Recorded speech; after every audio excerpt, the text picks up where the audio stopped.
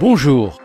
De la Sarthe, grâce à des relais au niveau national et international, l'aide à l'Église en détresse est en contact permanent avec une grande partie des pays du monde.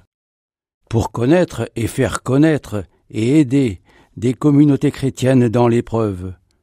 Une de ses missions essentielles est d'informer, et des journalistes ont cette mission de le faire sur les situations, sinon qui resteraient sous silence.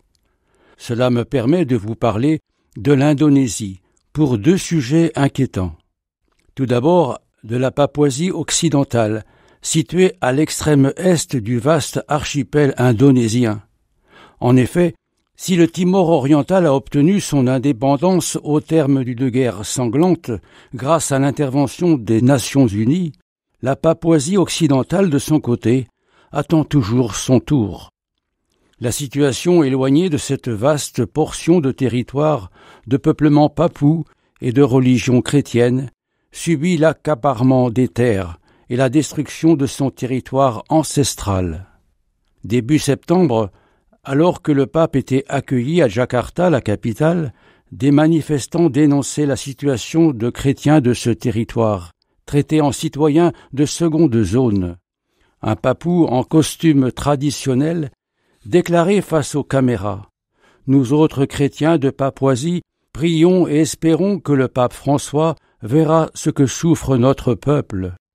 Il faut qu'il se tienne à nos côtés pour nous sauver de l'extinction. » L'homme décrit, chiffre à l'appui, la vaste entreprise d'appropriation des terres ancestrales papoues par le gouvernement indonésien et le mépris dont souffrent les peuples autochtones.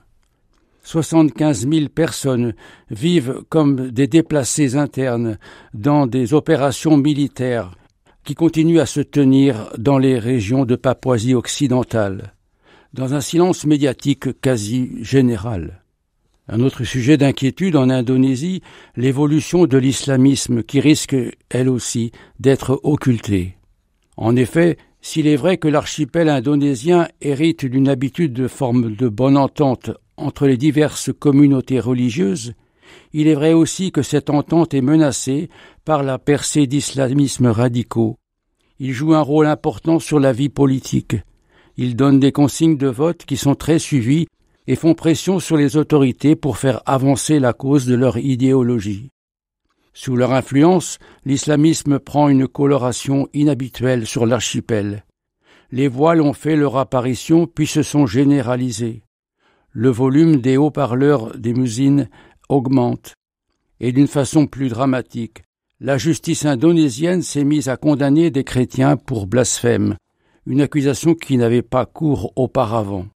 Ils purgent des peines de prison ferme, et l'un d'entre eux a été torturé pendant sa détention.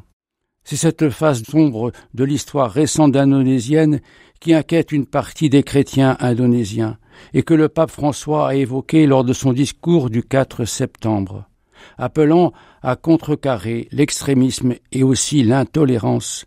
Il a dénoncé la tartufferie des extrémistes.